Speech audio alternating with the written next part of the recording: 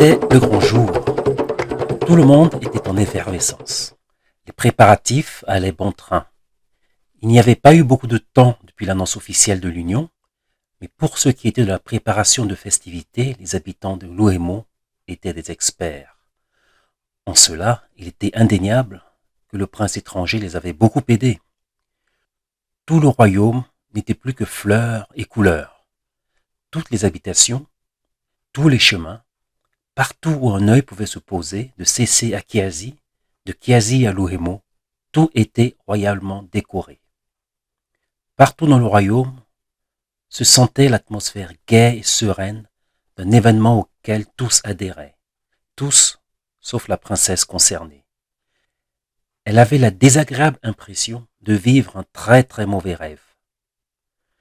Mais désobéir à son père aurait été se mettre en conflit ouvert avec le prince étranger et risquer de voir son propre peuple se retourner contre elle. Se souviendrait-il seulement qu'autrefois, elle avait été prête à donner sa vie pour lui? Rien n'était moins sûr. Elle aurait peut-être dû faire comme le prince, trouver un moyen d'entretenir leur reconnaissance. Mais il aurait quand même été difficile de lutter contre les méthodes de Cana. Il valait donc mieux jouer le jeu et espérer. N'est-ce pas trop serré? Cette question d'une de ses coiffeuses la tira de ses réflexions. Elles étaient 4 en tout à s'occuper de ses cheveux depuis le matin. Leurs heures de concentration avaient abouti à un véritable chef-d'œuvre. Après elle, d'autres viendraient s'occuper de sa tenue. Un résultat final qui ne serait vu de tous qu'au tout dernier moment. Elle serait plus belle que la lumière du jour. Non, c'est très bien comme cela, répondit-elle. Vous avez toutes vraiment fait du très bon travail. C'est notre devoir, princesse, répondit une des femmes. Surtout le plus beau jour de ta vie, continua une autre. Tu dois être particulièrement heureuse, et tu as beaucoup de mérite à ne pas le montrer. La princesse la regarda avec un sourire sincère. Rassure-toi, j'ai moins de mal à le cacher que tu ne le penses. C'est ce moment que choisit Fatou pour réapparaître, ce qui évita à la princesse de s'éterniser sur le sujet avec les coiffeuses car leur tâche était terminée. Elle devait laisser la place aux habilleuses. « Merci beaucoup, chère dame. Tout le royaume peut vraiment être fier de vous. »« Merci, princesse, » répondirent-elles en chœur. « Heureux mariage !» Sur ce, elles quittèrent la pièce, laissant les deux jeunes femmes un court instant en tête à tête. « Alors ?» demanda impatiemment la princesse. « Alors rien, » répondit Fatou. « Il n'y a pas moyen de joindre Zola. J'ai bien réussi à parler à son cadet discrètement en profitant de la confusion qu'engendrent les préparatifs, mais il n'a rien pu me dire, il ne sait pas non plus où est l'endroit où il se trouve. » La jeune femme semblait vraiment désolée de n'avoir rien pu apprendre. « Tout espoir n'est pas perdu, » tenta de se rassurer la princesse. « Puisque je ne peux sortir, il faut que tu restes visible. Zola doit certainement savoir que par toi, il peut me joindre. Mais reste discrète. Il n'est sûrement pas le seul à avoir compris cela. » Les habilleuses entraient. La princesse fit un dernier signe à sa fidèle compagne qui quitta aussitôt les lieux, prétextant au passage qu'elle devait aussi se préparer pour ce grand événement. Zola était désemparé et en même temps soulagé.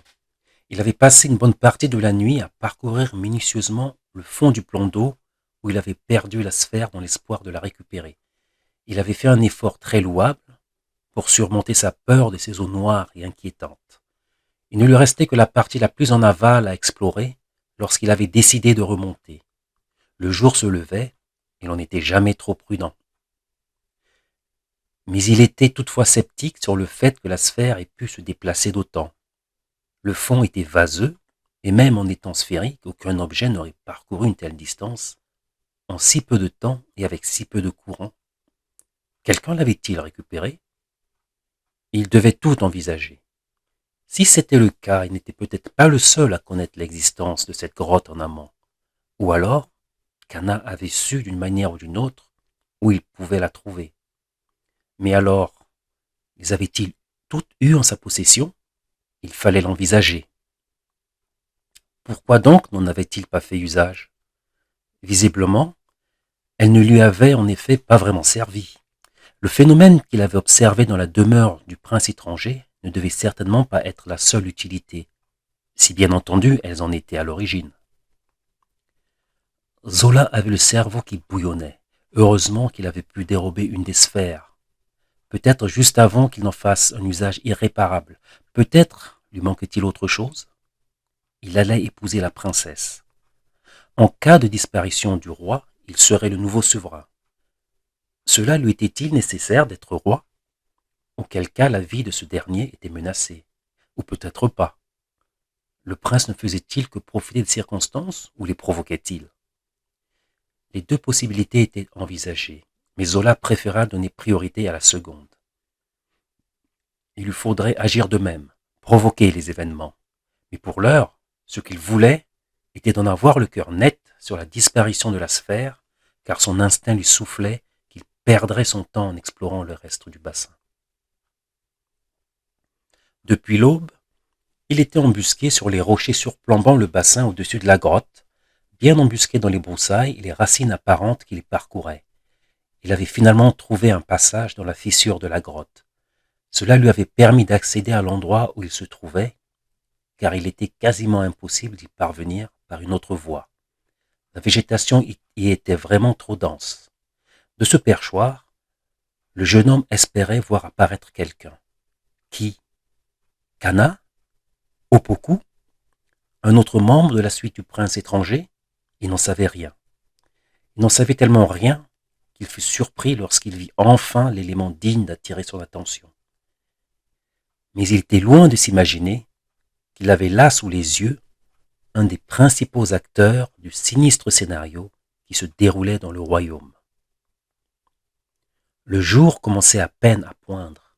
La silhouette de l'animal était brusquement apparue sur les rochers où Zola avait l'habitude de se poster pour réfléchir. Il identifia aussitôt l'animal, une panthère noire. Elle flairait le rocher sur toute sa surface, comme si elle cherchait, ou plutôt comme si elle était sur une piste. Elle se redressa un instant, huma l'air, puis disparut comme elle était apparue. Zola resta un moment hébété. Aussi loin qu'il pouvait se rappeler, il n'avait jamais vu ni même entendu parler d'une panthère dans la gorge de Dieu. Vraiment étrange. D'où venait donc cet animal? Et pourquoi maintenant? Qui le croirait s'il racontait une telle chose? Il n'eut pas le temps de réfléchir plus longtemps. Un mouvement attira son attention tout en bas du bassin. Des branches s'étaient mises à bouger, très près de l'eau. Un homme surgit des branchages pour entrer dans les flots. Un autre le suivit de près et en fit autant. Zola les vit nager quelques brasses vers la paroi rocheuse en aval, puis plonger pour disparaître dessous. Il avait pu distinguer des charges qu'il portait sur le dos, accrochées au cou, mais la distance qui le séparait d'eux ne lui avait pas permis d'identifier qui que ce soit. Il n'avait pas le temps de redescendre par la faille dans la grotte. Il se laissa donc glisser tant bien que mal, de branche en racine, de racine en branche, le long de la paroi et nagea en apnée aussi vite qu'il put jusqu'au bout du plan d'eau. Arrivé au rocher, il prit une profonde inspiration et s'engagea à la poursuite des deux hommes. Il nagea ainsi une quinzaine de brasses, le ventre vers le haut, s'aidant du plafond rocheux pour avancer. Il déboucha enfin. Il vit une lueur qui s'éloignait dans un tunnel sur sa gauche. Il continua à nager en faisant le moins de bruit possible. Après l'inattendu tunnel qu'il avait découvert sous le palais, Zola était encore une fois surpris et émerveillé par ce nouveau secret de la gorge de Dieu. Un secret qu'apparemment des étrangers avaient découvert bien avant et qu'ils semblaient déjà bien connaître. Combien y avait-il d'autres galeries dans cet endroit? Un de ces jours, il lui faudrait en avoir le cœur net, puisqu'il arrivait maintenant à s'aventurer dans ces eaux et qu'il semblait ne rien y avoir à craindre. La lumière qu'il suivait s'était mise à grandir, et il se rendit compte qu'elle s'était arrêtée. Il ne la voyait pas, À cet endroit, le tunnel faisait un coude. Il estima la torche à une dizaine de pas et se rapprocha en se collant le plus possible à la paroi pour s'y camoufler. Il vit alors Opoku extraire une sphère d'un des sacs posés sur le sol.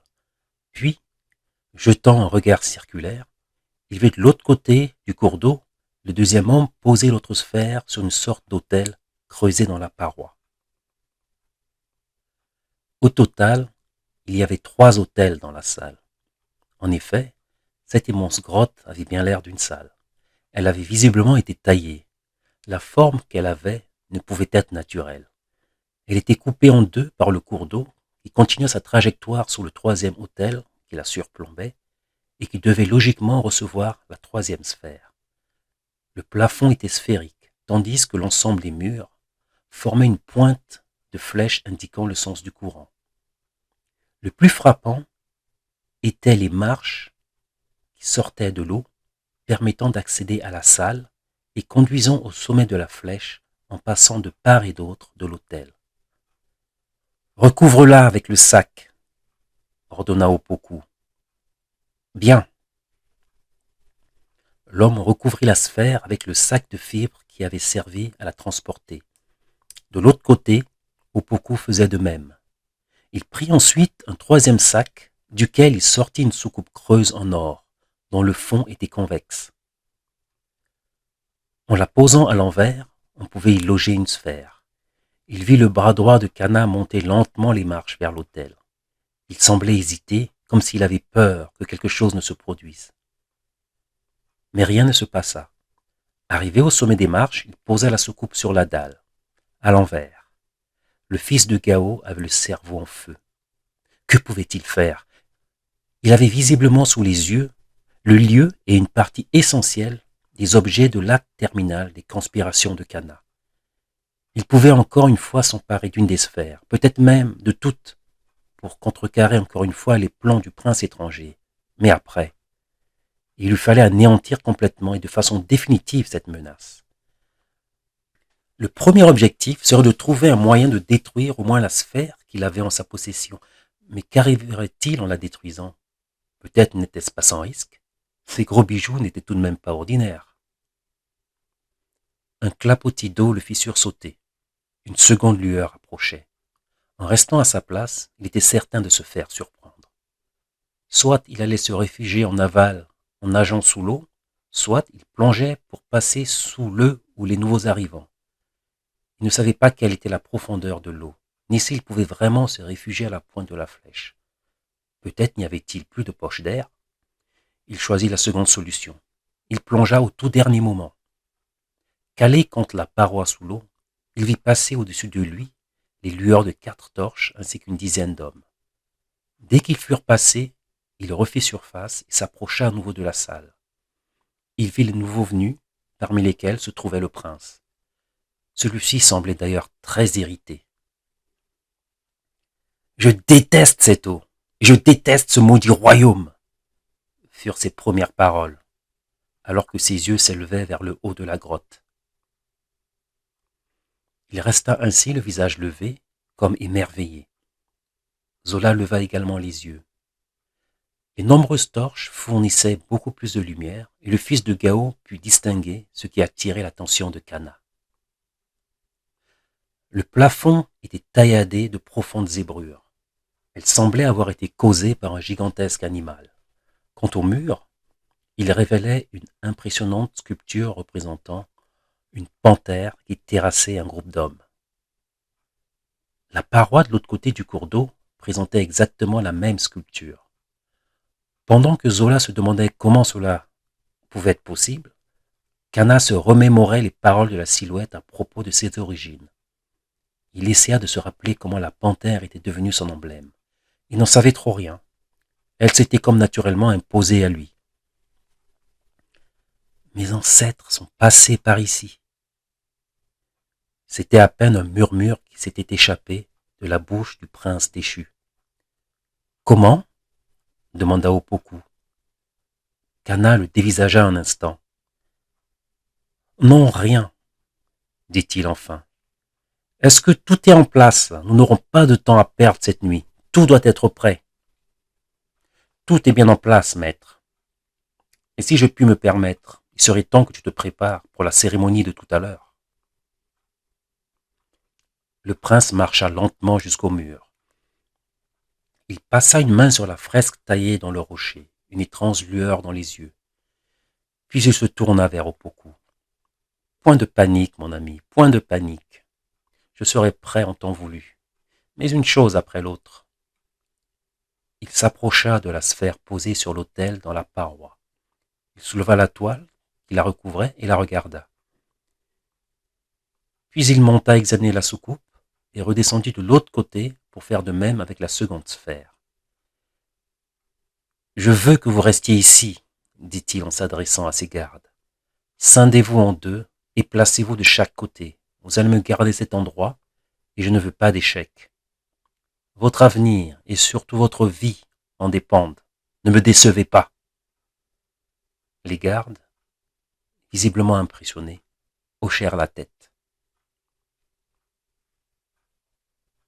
Zola n'avait pas attendu la fin des directives du prince étranger pour s'en aller. Il avait plongé et s'était éloigné le plus vite possible dès qu'il avait entendu que les lieux seraient gardés. Allongé dans sa grotte à lui, il réfléchissait. Il savait qu'il n'y risquait rien dans l'immédiat, Kana devant se préparer pour son mariage. Un mariage qui mettait Zola très mal à l'aise. Il ne pouvait se résoudre à cette idée et il était décidé à trouver un moyen pour en empêcher la réalisation. Mais comment faire? Il savait maintenant que le grand jour était arrivé. Il connaissait le lieu où tout devait se dérouler. Mais il savait aussi qu'il avait en sa possession un élément clé de ce dénouement. Pourtant, le prince étranger n'avait pas semblé douter un instant qu'il atteindrait ses objectifs. Comment pouvait-il être aussi confiant? Zola occulta la question, car dans l'immédiat, il avait un autre problème à résoudre. Dans le royaume de Luemo, un mariage royal durait plusieurs jours. Du moins, les festivités étaient-elles aussi longues. En effet, l'union était scellée dès le premier jour et le reste se déroulait avec ou sans la présence des nouveaux époux. Mais la tradition voulait toutefois que ceux-ci fassent l'effort d'honorer les fêtards de leur présence pendant au moins une partie de chacune des soirées. Il n'y avait en outre pas de quoi s'ennuyer. Les animations et les jeux gardaient les participants et les spectateurs bien plus qu'éveillés, sans parler de la succulente gastronomie qui accompagnait l'ensemble. Le royaume était donc prêt pour la cérémonie. Chacun des sujets du roi Bidier avait sorti ses plus beaux vêtements pour l'occasion. C'est qu'il était tout de même question de ne pas être le moins bien habillé. La compétition était donc très rude, notamment chez la gente féminine, surtout en ce qui concernait les coiffures. Elles allaient de la plus simple à la plus sophistiquée, des tresses fines et des moins fines, en éventail, en cône, en spirale, longues ou courtes. Qu'elles étaient belles, les femmes de Luemo, avec leurs bijoux en or fin, en cuivre ou en bois précieux. Il y avait vraiment de quoi faire perdre la tête aux plus sages des hommes. Mais combien restait-il encore d'hommes sages à Luemo? Il était déjà le milieu de l'après-midi. Le premier repas de la journée avait été consommé. Tout le monde attendait maintenant impatiemment que l'union soit célébrée. Les vraies animations ne commenceraient qu'après. Kana était arrivé au palais en fin de matinée. Comme le voulait la coutume, il avait pris le premier repas en compagnie de ses futurs beaux-parents à la table réservée aux hauts dignitaires du royaume. Le repas avait été très animé. On y avait parlé de choses et d'autres, et tout s'était passé dans une ambiance très bon enfant. Bien que parmi les conseillers, il y en avait qui étaient quelque peu réticents à l'idée du mariage, aucun n'avait osé laisser paraître ouvertement son ressentiment à l'égard du prince étranger. À quoi bon? Il allait épouser la princesse et ainsi devenir héritier du trône. Il valait mieux s'attirer sa sympathie, si tant est qu'il en eût. Si parmi ses conseillers certains s'étaient laissés dompter par l'hypocrisie, le roi, quant à lui, croyait en Kana et était euphorique. Il parla beaucoup et surtout il fit des promesses au prince. Il lui accordait plus de territoire. Il le nommerait premier conseiller du royaume. Certains furent au comble de leur hypocrisie à cette annonce en souriant de toutes leurs dents. Une personne, toutefois, n'était pas aussi gaie que les autres. À vrai dire, elle ne l'était pas du tout. La reine savait sa fille malheureuse à l'idée de cette union. Elle avait bien essayé d'en parler à son roi de mari, mais il avait été intransigeant. C'était tout juste s'il n'était pas devenu violent avec elle. Bouleversée, elle avait alors renoncé, priant Dieu pour que son époux retrouve ses esprits avant qu'il ne soit trop tard. Elle n'avait pas saisi toutes les subtilités de ce qui se tramait, mais de voir sa fille malheureuse suffisait à la mettre dans le même état. Alors elle suivait les conversations sans les suivre, riait sans joie, hochait la tête de temps en temps, scrutait dans les yeux du roi un signe qui lui donnerait espoir. Mais ce dernier ne se souciait en rien d'elle, tout occupé qu'il était à faire la conversation aux convives. Le repas s'était donc ainsi déroulé sans accroc. Maintenant, tout le monde se reposait à l'ombre des arbres dans la cour du palais. On digérait, on discutait en se remémorant les mariages d'antan et les superbes fêtes qui les avaient accompagnés. Que de bons souvenirs, en somme. Mais ce mariage-ci sera le plus beau de tous, car le prince Cana nous a apporté son savoir-faire en la matière, disait un convive. Et les autres de renchérir, affirmant leur grande conviction à ce propos. Ils étaient tous complètement inconscients du drame qui se préparait. On entendait, non loin du palais, le son des instruments que l'on préparait pour rythmer les animations à venir. L'Ouémo était en fait devenu une immense salle à manger et salle de fête. Des tables avaient été disposées dans la plus grande partie de l'allée principale du village, le reste étant aménagé pour les danses et les jeux qui dureraient toute la nuit. Ils s'interrompraient au petit jour et reprendraient la nuit suivante. Chacun des groupes engagés fignolait sa stratégie, ses chorégraphies, mettait sa musique au point. Il fallait ravir l'assistance et convaincre le jury qui désignerait le meilleur d'entre eux. Il y avait encore des retardataires qui arrivaient de CC et de Kiasi. Certains arrivaient seuls, pour des numéros en solitaire, mais l'équipe que tous voulaient voir à l'œuvre était celle du prince étranger. Il se disait que lui-même participerait au jeu. Ce serait vraiment l'attraction des festivités. Cette troupe était d'autant plus attendue qu'elle se faisait désirer. Elle n'était pas encore apparue dans le village, mais après tout, rien ne pressait. L'heure du mariage approchait. Cana avait demandé peu de temps auparavant à se retirer quelques instants. Il était revenu avec une tenue splendide. C'était un ensemble composé d'une tunique et d'un pantalon bouffant, d'un blanc éclatant brodé de fils d'or. Ses babouches avaient le même aspect. À l'inverse, une coiffe couleur or ornait sa tête.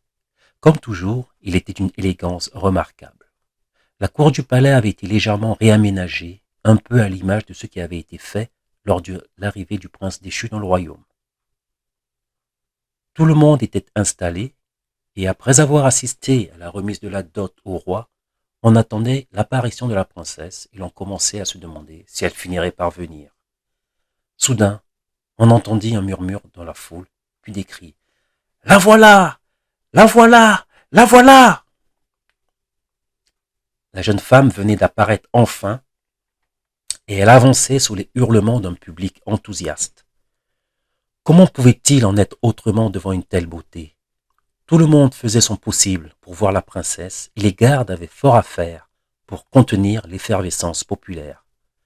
La robe d'un beige clair, très clair qu'elle portait, ne lui collait pas au corps, mais elle cachait difficilement une silhouette très avenante. Elle descendait jusqu'aux pieds. Une ceinture de boucles d'or accentuait sa chute de rein, tandis qu'un collier rigide lui cachait entièrement le cou. Ses bras nus n'avaient pour seule parure que de longs bracelets sculptés qui lui recouvraient la moitié des avant-bras. Tous ses bijoux étaient en or, un petit reflet des trésors du royaume.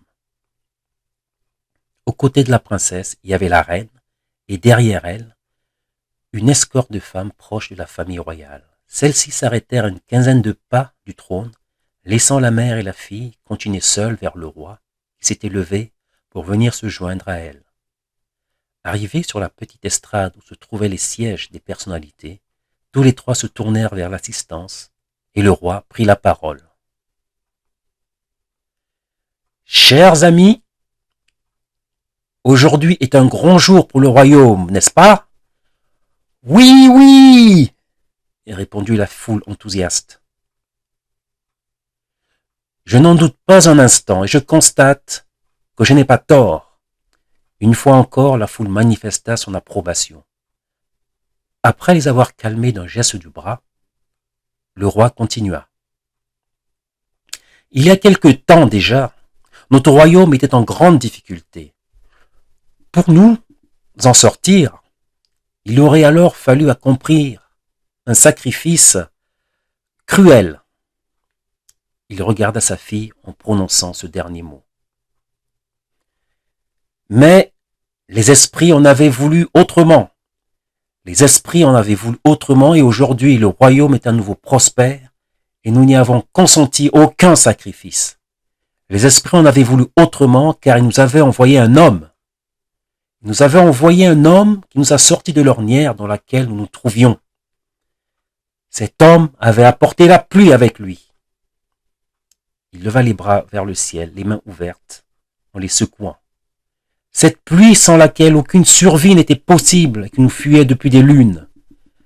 Car rappelez-vous que les prédictions de notre défunt devin, paix à son âme, étaient des plus pessimistes. Et pourtant, en mettant son pied dans notre village de Louémo, cet homme avait amené la pluie avec lui et bien d'autres choses encore. Il marqua une pause. Alors nous l'avons accueilli chez nous comme un frère, comme un fils. Et aujourd'hui, il est devenu un membre de notre immense famille. Mais cette appartenance ne saurait être mieux concrétisée que par l'événement qui nous réunit tous ici, aujourd'hui ainsi que dans les jours à venir. Je n'ai nul besoin de vous préciser que je vous parle du prince Kana, fils du regretté roi Bangu. Une nouvelle ovation s'éleva vers le ciel à l'évocation du nom du prince. Le roi se tourna vers ce dernier, le sourire aux lèvres. Sourire que le fils du roi, Bangu, le retourna avec une sincérité qui semblait bien réelle. Le prince Kana prend ce jour ma fille, votre princesse bien-aimée Elikia, pour épouse, déclara le roi en désignant de la main l'un puis l'autre des deux jeunes gens. À ces mots, le prince était levé pour venir se placer à la droite du roi. La foule n'était plus qu'un indescriptible brouhaha de cris et de hurlements, de tambours et de tam-tams, de sons de cornes et de sifflements déchaînés. Le roi laissa tout le monde se défouler pendant un long moment avant de reprendre la parole en s'adressant au jeune prince. Kana, fils de ton regretté père, le roi Bangu, depuis ton arrivée, je t'ai considéré comme un fils, et cela ne sera que plus justifié maintenant que tu prends ma fille pour épouse. Par cet acte honorable, tu deviens membre officiel de la famille royale, et en tant qu'époux de la princesse héritière, tu seras appelé à prendre immédiatement ma succession si je venais à disparaître, ou si j'étais dans l'incapacité de remplir mes fonctions. Un éclair imperceptible traversa les yeux du prince. Le roi ne remarqua rien, mais la princesse, qui fixait des yeux Kana à cet instant, sentit le léger trouble qui avait fait frémir le jeune homme. Elle en frissonna, se demandant s'il ne serait pas capable, si nécessaire, d'accélérer lui-même les conditions qui lui permettraient d'accéder au trône. Elle n'imaginait pas à quel point elle était proche de la vérité. Kana prit la parole. Roi Bidier, chers amis, aujourd'hui est effectivement un grand jour, doublé d'un immense honneur pour moi. Car aujourd'hui, tu fais preuve d'une énorme confiance en moi en m'accordant la main de ta fille Elikia, princesse héritière. Mais le temps est encore loin, je pense, où je serai appelé à te succéder. En tout cas, je l'espère. Je demande donc aux esprits de t'accorder encore beaucoup de longues et belles années à nos côtés. Alors ne parlons pas de malheur et savourons la joie et le bonheur qui nous accorde en ce jour béni. Oh, ne voilà-t-il pas de belles paroles, lança le roi en se tournant vers l'assistance qui laissa une nouvelle fois éclater son enthousiasme. La confiance que vous m'avez accordée, continua Kana, croyez-moi, me va droit au cœur, et je vous assure que j'en ferai le meilleur des usages. Du fond du cœur, je vous remercie, et que la bénédiction de mon regretté père, le roi Bangu, sois sur notre royaume. À ces mots succédèrent les applaudissements nourris de l'assistance, qui ne cessèrent que lorsque deux femmes vêtues de blanc s'approchèrent de l'estrade. L'une tenait une calebasse et la seconde un bol incrusté d'or et d'ivoire. La femme au bol le tendit au roi en inclinant le buste, puis recula de quelques pas pour laisser la place à sa compagne. Celle-ci s'avança et versa le contenu de la calebasse dans le bol que lui tendait le roi. Puis elles se retirèrent. Le souverain leva un instant le bol des deux mains vers l'assistance, puis le tendit à la princesse. Elle le prit, but brièvement et le rendit à son père, qui le tendit au prince Kana. Il en but lentement le reste du contenu et montra le récipient vide vers la foule qui acclama les époux. Le prince se dirigea vers la reine et lui tendit le bol. « Reine, je ferai de ta fille la plus heureuse des femmes, dit-il. L'épouse du souverain ne lui répondit que par un léger signe de la tête, mais prit l'objet qu'il lui tendait. Kana revint auprès du roi et de la princesse. Le souverain leur prit la main et les mit l'une dans l'autre avant de se rasseoir, en laissant le couple saluer la foule déchaînée. Il était pourtant facile de remarquer qu'une seule des deux vedettes du jour exprimait un véritable entrain pour l'événement. Ainsi, le mariage était scellé. Kana jubilait. Son sang était en ébullition. Il n'avait plus qu'une étape à franchir avant le scénario final. Ou plutôt deux étapes. Non, finalement une seule, car la première ne serait qu'une formalité. Mais la seconde dépendrait de la réaction et du comportement d'une tierce personne. Il n'aurait pas toutes les cartes en main, mais il aurait un très gros atout. Un atout qui devait lui permettre d'aboutir.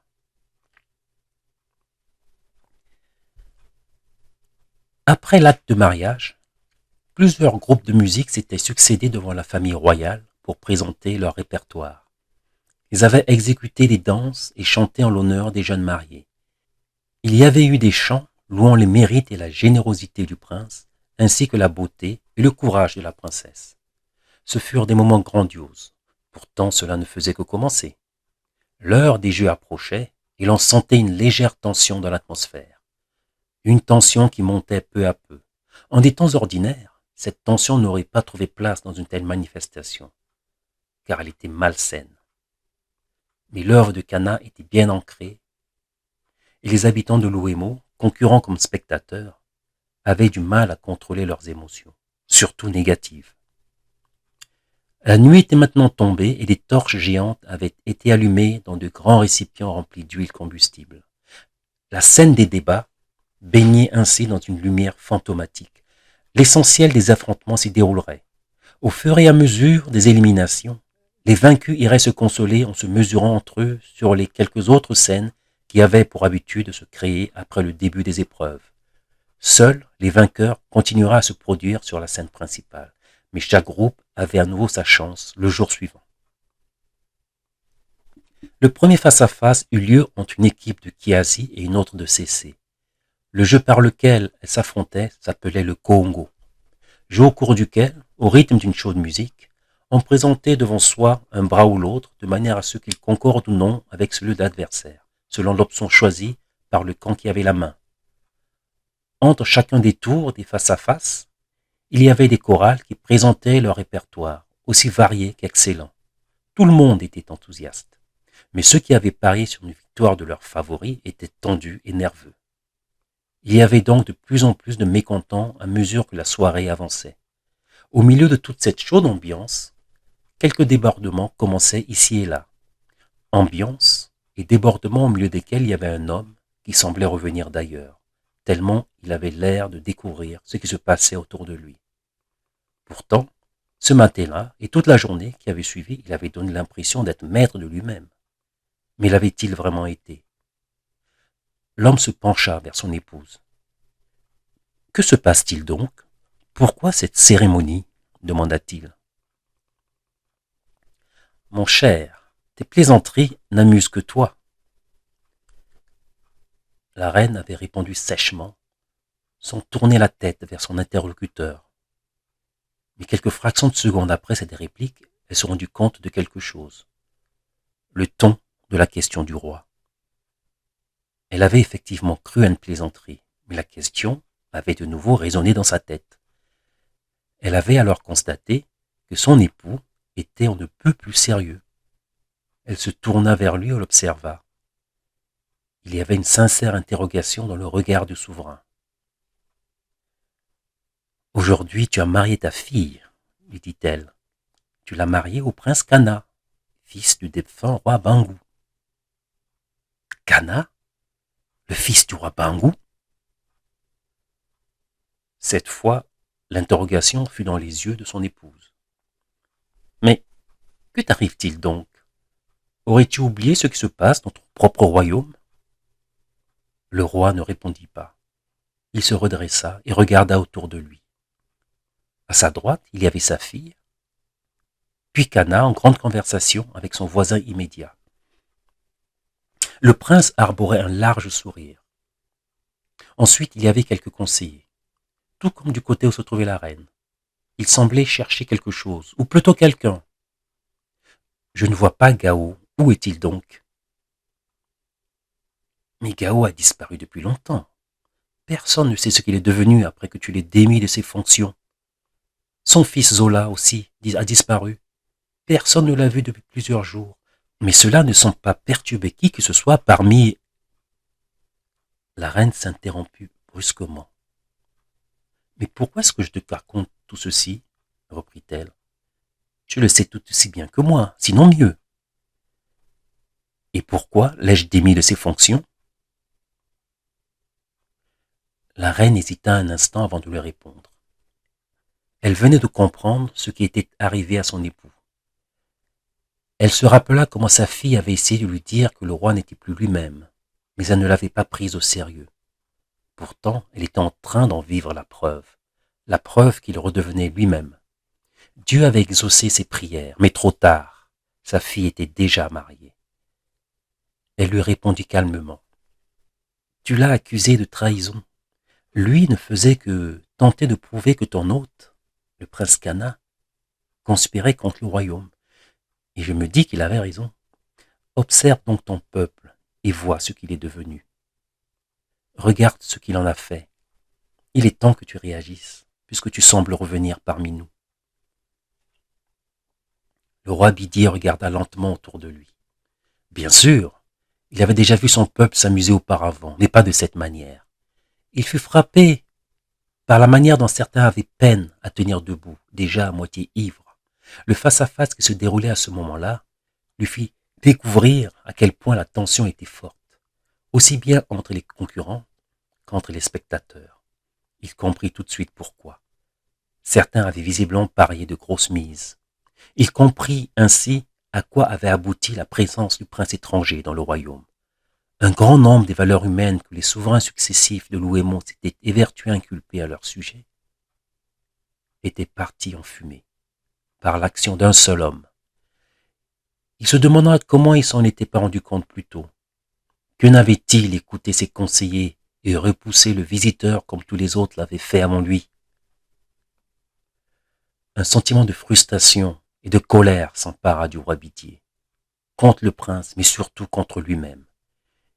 Il se tourna lentement vers le prince. Au même moment, ce dernier se tournait vers lui. Il était excité et avait du mal à contrôler son arrogance. « Dis-moi, cher beau-père, lança-t-il, ne penses-tu pas que tu devrais m'accorder un territoire plus grand pour ma chasse personnelle?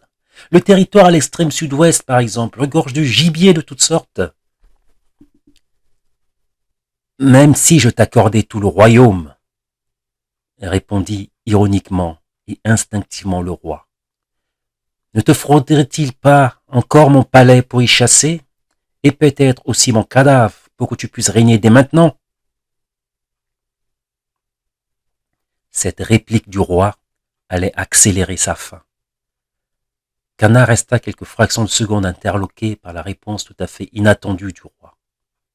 Puis il éclata de rire, un rire tonitruant qui sonnait faux. Personne ne comprit pourquoi il sonnait faux. Personne sauf le prince lui-même. La fraction de temps durant laquelle son regard avait croisé celui du roi avait suffi pour qu'il y note la colère à peine retenue du souverain. Quant à la réponse, elle ne laissa aucun doute dans son esprit. Il sut tout de suite ce qui se passait. Le pouvoir de Loki, qui lui permettait d'avoir le roi sous sa coupe, avait cessé d'agir. Cela compliquerait un peu plus ce qu'il avait à faire cette nuit, mais ne changerait rien au dénouement final. Le roi devait coûte que coûte mourir. Il lui fallait impérativement être roi dès cette nuit. Son rire devint soudain sincère. Il devint sincère car il venait de réaliser à quel point le pauvre était proche de la vérité sans le savoir. Plusieurs autres personnes se mirent à rire avec lui, croyant que la réplique du roi était une boutade. D'autres, n'ayant pas suivi la scène, se mirent à rire tout simplement parce qu'ils en avaient envie.